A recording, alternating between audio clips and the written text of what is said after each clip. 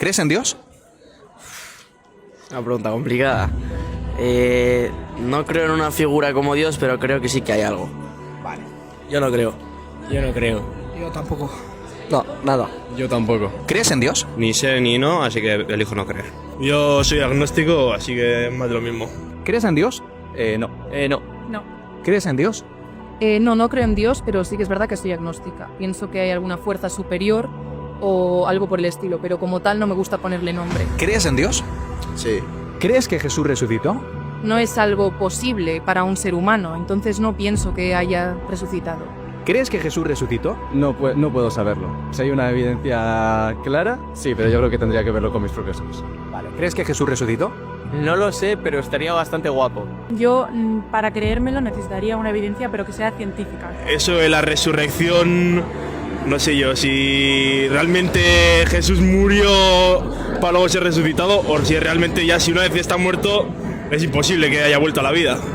Es imposible que sucediera. Yo creo que no. Yo creo que no, porque si no ha existido nunca, no ha resucitado tampoco. ¿Piensas que Jesús no existió? No. Yo creo que sí existió alguien, o sea, no como Jesús, que pudo hacer esas cosas, pero que no ha resucitado. Para probar la resurrección, deberíamos aceptar algunas premisas previas. La primera, ¿Jesús existió? Yo creo que sí que pudo existir, pero que lo que después se creó igual no tiene tanto que ver con lo que realmente pasó. Yo siento que Jesús sí que es verdad que existió, pero no como un dios, sino como un pensador o una persona que tenía como mucha influencia sobre otras. Tal vez como un filósofo o como un divulgador informativo, pero no como una figura sobrehumana o poderosa. Ese misticismo que tiene, ¿no?, detrás suyo, de crear milagros y demás, no creo que en ningún momento ocurriese. Para demostrar la existencia de Jesús, deberíamos apelar a dos fuentes corroborativas. La primera es la historia y la segunda, la Biblia. Si Jesús solo apareciera en la Biblia, podríamos pensar que fue una invención de sus autores. Sin embargo, existe un amplio registro de historiadores no cristianos que lo prueban. Historiadores del primero y segundo siglo, como lo fueron Flavio Josefo, Tácito, Luciano, Plinio el Joven, Suetonio, entre otros muchos más. Ahora, ¿qué dice la Biblia? ¿Piensas que la historia original se vio influenciada por los mitos? Hombre, por supuesto, al final los mitos siempre han influenciado un montón en la forma en la que piensa la gente. Al final, antiguamente, pues muchas veces se utilizaban las figuras de los dioses, como por ejemplo en la religión, digamos, como romana y todos esos, que ahora mismo en la griega también, se utilizaban como para explicar fenómenos a los que no tenían ningún tipo de respuesta. Entonces, pues sí, al final los mitos siempre han influido mucho en cómo piensa la gente de algunas cosas o de otras. Sí, yo creo que la forma o el momento sociohistórico en el que se vivía, había una sociedad en la que se necesitaba una creencia potente, en la que la gente tenía mucha necesidad y estaba muy desesperada, y creo que fue un momento en el que vino muy bien la religión para las personas. El historiador Anne Sherwin White de Oxford dice que el paso de 2 generaciones no es tiempo suficiente para que una leyenda borre un núcleo de verdad histórica. Si nosotros vamos a la Biblia, a 1 de Corintios 15:3, encontraremos la siguiente cita. Cristo murió por nuestros pecados, fue sepultado y resucitó al tercer día. ¿Sabéis quién escribió esto? No, la verdad que desconozco. Ni idea. No. Pues no tengo ni idea, ahí me has pillado. No. Esto lo escribió Pablo. Y Pablo abrazó el cristianismo de 4 a 7 años después de la crucifixión. ¿Sabéis lo que esto significa, chicos? Que la resurrección era una creencia inmediata y no una leyenda posterior inventada, por ejemplo, en el concilio de Nicea por Constantino. ¿Por qué razón? Porque el lapso de tiempo es tan escaso que es imposible que se desarrolle una leyenda. Y es más improbable aún porque los testigos aún estaban vivos para desmentirla. ¿Sabías que las 2 primeras biografías de Alejandro Magno se escribieron 400 años después de su muerte? Ay, pues no, tampoco lo sabía. Es que yo de este tema, la verdad es que muy puesta no estoy. Pues de los escritos de Buda se escribieron 600 años después. Esto significa que el tiempo transcurrido entre la muerte de Jesús y la redacción de los evangelios no es tan grande si los comparamos con otros escritos de la antigüedad.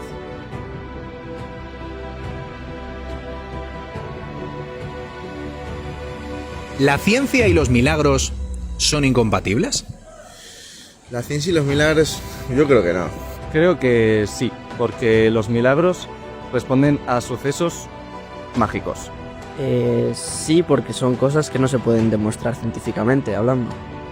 La ciencia, yo creo que los milagros de los que se habla y demás no tiene suficientes bases ahora mismo como para explicarte cómo ocurrieron esos milagros, pero luego está la cita que decía que el primer sorbo del vaso de la ciencia te hará ateo, pero luego al fondo estará Dios esperándote. Entonces tampoco puedo confirmar ni desmentir nada de ello. Algo que no se puede explicar en base a la ciencia, pues igual sí que puede llegar a ser incompatible con la ciencia misma. Mira, la ciencia niega los milagros porque, de ser ciertos, las leyes naturales perderían su validez. Pero te pondré un ejemplo. Imagina que meto 10 euros en el cajón de mi mesilla. Al día siguiente meto otros 10 y después cierro el cajón con llave. Las leyes de las matemáticas me ayudarán a predecir que la próxima vez que abra ese cajón encontraré ¿cuánto dinero? Pues he metido 10 y al siguiente he metido 10, 20 tendrá que ser. 20. 20 euros. 20 euros, ¿no? Ahora imagina que abro ese cajón y encuentro solo 10. Una pregunta. ¿Se han transgredido las leyes de las matemáticas? No, pues alguien habrá cogido... No se han transgredido las leyes de las matemáticas, sino las leyes del país, y eso significa que ha entrado un chorizo y se ha llevado la pasta. Ahora, ¿qué quiero decir con esto? Que no vemos muertos resucitar todos los días. Y esto nos lleva a concluir que si uno resucita, no es que se hayan suspendido las leyes naturales, sino que Dios, quien creó esas leyes, puede introducir un nuevo evento cuando quiera. Y esto me lleva a la siguiente pregunta. ¿La ciencia podría probar la resurrección de Cristo? No, porque no interesaría. Para los que tuvieran ese poder de poder resurgir a una persona, yo creo que Cristo no estuviera ahí en primera fila. ¿La ciencia puede probar que Jesús resucitó? Hombre, yo pienso que no puede probar que Jesús resucitó porque básicamente si no se ha encontrado el cadáver de Jesús o algo así, por lo que yo tengo entendido, no hay ningún tipo de prueba, digamos, de que haya existido o haya resucitado.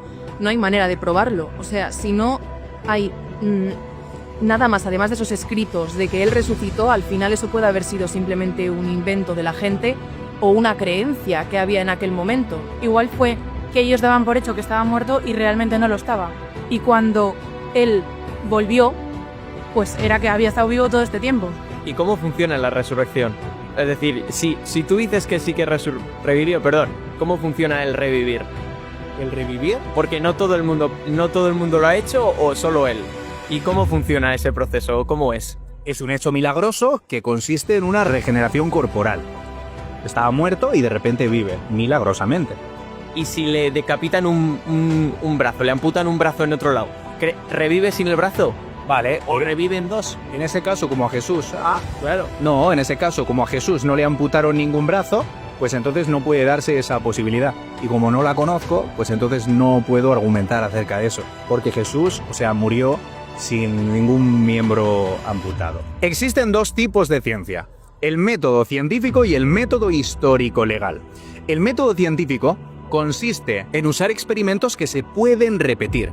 Ahora bien, esto no funciona con eventos irrepetibles como la resurrección. Es decir, no puedo llevar el cadáver de Jesús a un laboratorio e inducirlo a resucitar en vivo. O si no, dime, ¿podría replicar en un laboratorio el huracán Katrina que devastó Nueva Orleans? Con tales magnitudes como la tuvo el huracán ese, seguramente no. ¿Podría reproducir el Big Bang en el presente de manera que podamos verlo? No. Porque esto son eventos que no se pueden repetir observacionalmente. ¿Pero por qué creemos en ellos? Creemos en ellos porque existe otro método igual de válido para demostrarlos. Y de aquí saltamos al método histórico-legal, que consiste en encontrar la explicación que mejor encaje con los datos, usando testimonios y pruebas materiales. Y os voy a ofrecer 3 pruebas que confirman la resurrección de Cristo. Primera prueba. ¿Crees que hay base histórica para afirmar que Jesús murió en una cruz? Yo creo que en los registros romanos y demás de aquella época sí que se mencionaba de que Jesús de Nazaret fue crucificado por ellos. Hombre, eso por supuesto. En plan, que hay base y demás, sí, porque está todo súper documentado en la Biblia y hay diferentes también libros que corroboran que esto sucedió. El Corán dice que Jesús no murió. Y el filósofo Karl Barth dice que probablemente Jesús se desmayó por el agotamiento. Pero la historia lo desmiente con rotundidad cuando los historiadores del primer siglo, Luciano y Tácito, dicen que efectivamente Jesús murió crucificado. Aparte, chicos, y esto es histórico, es clínicamente imposible sobrevivir a un proceso de flagelación romana, a una crucifixión, ¡pam!, y a un lanzazo en el costado. Segunda prueba. ¿Crees que hay base histórica para afirmar que Jesús fue enterrado en un sepulcro? ¿Sabes qué pasa? Que yo es que la Biblia lo veo como que alguien escribió eso en el momento. Entonces, a ver, si me tengo que referir por la historia, me refiero por ello. Me voy por ello. Entonces sí que hay una base, que es la Biblia históricamente, ¿no? El erudito Bart Ehrman cuestiona el sepulcro y dice que Jesús pudo haber sido arrojado a una fosa común. Pero otros eruditos como Maurice Cassey o Gary Habermas dicen que el entierro en un sepulcro es un hecho histórico innegable.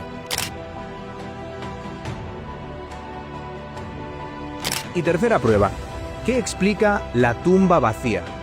Vosotros sabéis que en Jerusalén está la tumba vacía y todo el mundo dice que resucitó. ¿Dónde está el cuerpo? Ni idea. O sea, ni idea de qué hacía la tumba vacía y demás. Supongamos que Jesús sobrevivió a la crucifixión. Imaginémonos que se despierta dentro del sepulcro. Oye, ¿qué hago aquí metido? ¿Con qué obstáculos se habría encontrado para escapar de allí? ¿Sabéis cuál es el primero?